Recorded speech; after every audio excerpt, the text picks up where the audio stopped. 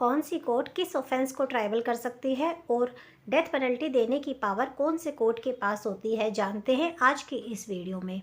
Hello friends, my name is Ishita and you are watching law simplified, जहां हम पढ़ते हैं कानून आसान भाषा में। तो आज का हमारा टॉपिक है चैप्टर 3 पावर ऑफ कोर्ट, जिसमें आज हम पढ़ेंगे सेक्शन 21, 22 एंड 23। इन तीनों सेक्शन की शॉर्ट्स तो मैंने अपलोड कर दी है, अगर आप बोलेंगे तो उसका कंपाइलेशन भी बता दूंगी।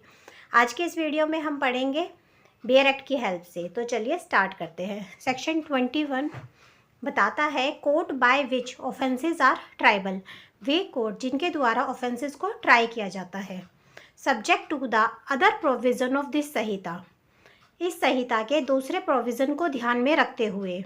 एनी ऑफेंस अंडर द भारतीय न्याय संहिता 2023 में बी ट्राइड बाय, कोई ऑफेंस जो भारतीय न्याय संहिता के अंडर हुआ है उसको ट्राई किया जा सकता है by high court, court of session, any other court by which such offence is shown in the first schedule to be triable.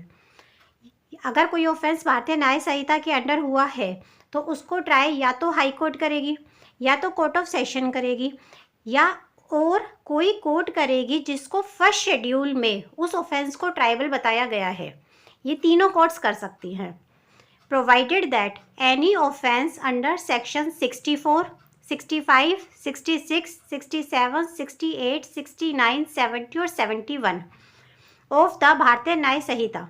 अगर कोई भी ऑफेंस 64 से लेके 71 भारतीय न्याय संहिता के अंदर हुआ है, शैल बी ट्राइड, उसको ट्रायल किया जाएगा एज फार एज प्रैक्टिकेबल, जहाँ तक संभव हो सके, बाय अ कोर्ट, उस कोर्ट के द्वारा, presided over by a women, जिस कोर्ट की प्रिसाइडिंग ऑफिसर एक वुमेन होगी। मीन्स इसका मतलब है अगर कोई वुमेन से रिलेटेड अपराध हुआ है तो ऐसे कोर्ट के द्वारा उसका ट्रायल चलाया जाएगा जिसकी ऑफिसर वुमेन होगी।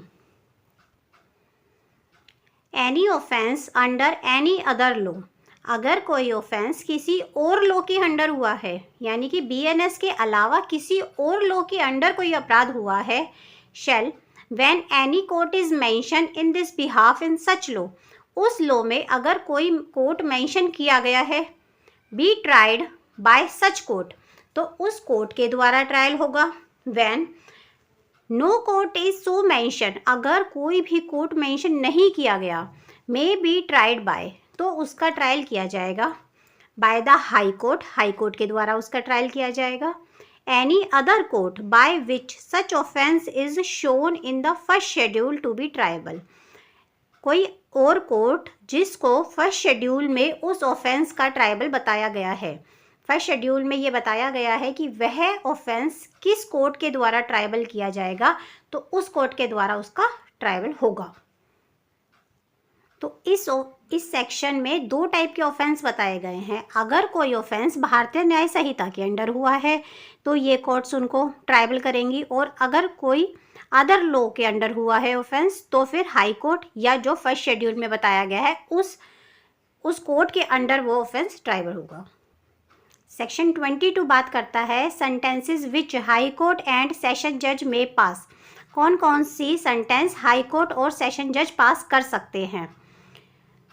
अ high court may pass any sentence authorised by law, high court law के द्वारा ऑथोराइज कोई भी सेंटेंस पास कर सकते हैं, जैसे डेथ सेंटेंस, लाइफ इम्प्रिजमेंट और a term of life imprisonment.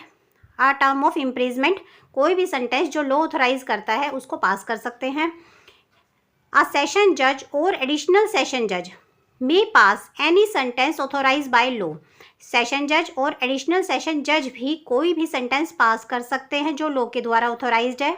But any sentence of death passed by any such जज, लेकिन अगर सेशन जज और एडिशनल सेशन जज डेथ सेंटेंस पास करते हैं, shall be subject to the confirmation by high court, तो वह डेथ सेंटेंस हाई कोर्ट के द्वारा कन्फर्म करानी होती है।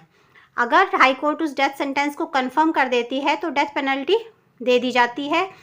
इस पूरे का प्रोसेस हमें चैप्टर 30 ऑफ बीएनएसएस में दे रखा है कि हाई कोर्ट किस तरह से सेशन जज के द्वारा भेजी गई कंफर्मेशन को प्रोसेस करते हैं। पूरा प्रोसेस हमें चैप्टर 30 में दिया हुआ है। Section 23 sentence which magistrate may पास, वह सेंटेंस जो मजिस्ट्रेट पास कर सकती है। The court of a chief judicial magistrate may pass any sentence authorise by law.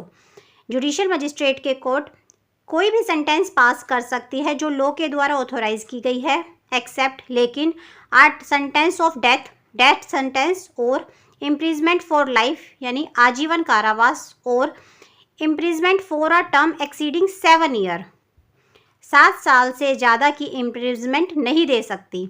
यानी कि CJM death sentence, life imprisonment और 7 साल से ज़्यादा की सज़ा नहीं दे सकते। इसका मतलब है CJM ओनली 7 साल तक की ही सज़ा दे सकते हैं।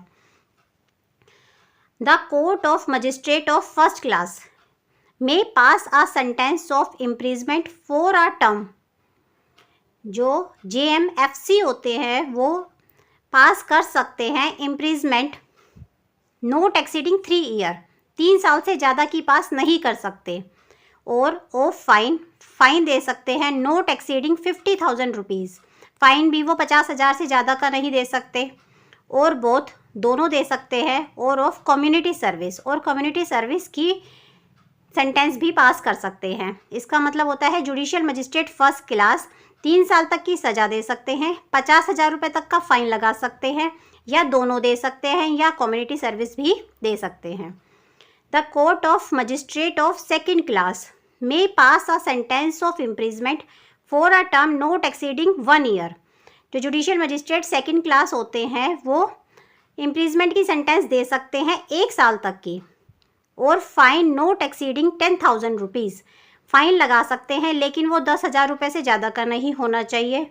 और ऑफ बोथ, दोनों दे सकते हैं। और ऑफ कम्युनिटी सर्विस, यानी कि JMSC हमें सज़ा दे सकते हैं, 1 साल तक की सज़ा दे सकते हैं, 10,000 रुपये तक का जुर्माना लगा सकते हैं, दोनों दे सकते हैं और कम्युनिटी सर्विस दे सकते हैं। इसका मतलब हुआ CJM 7 साल तक की सज़ा दे सकते हैं। इसमें फ़ाइन मेंशन नहीं किया गया तो फ़ाइन तो वो कितना भी लगा सकते हैं। Court of magistrate of first class JMFC 3 साल तक की सज़ा दे सकते हैं, 50,000 रुपये तक का फ़ाइन दे सकते हैं। और JMSC 1 साल तक की सज़ा दे सकते हैं और 10,000 रुपये तक का फ़ाइन दे सकते हैं। एक्सप्लेनेशन क्या बोलता है? Community service shall mean the work which the court may ओवर a convict to perform as a form of punishment shall benefit the community. Community service का मतलब होता है एक कोर्ट किसी भी कन्विक्ट को दे सकते हैं परफॉर्म करना एज अ पनिशमेंट, ऐसा काम करने के लिए दे सकते हैं जो कम्युनिटी के बेनिफिट के लिए हो, समाज की सेवा के लिए हो। For which he shall not be entitle to any remuneration, इसके लिए उसको कोई भी रेम्यूनरेशन यानी कि उसको कोई भी पैसे नहीं दिए जाएंगे, उसे समाज की बेनिफिट के लिए वह कार्य करना होगा। तो यह थे सेक्शन 21, 22 और 23। अगर आपको वीडियो अच्छी लगती है तो चैनल को सब्सक्राइब करें, फ्रेंड्स के साथ शेयर करें। Thank you for watching.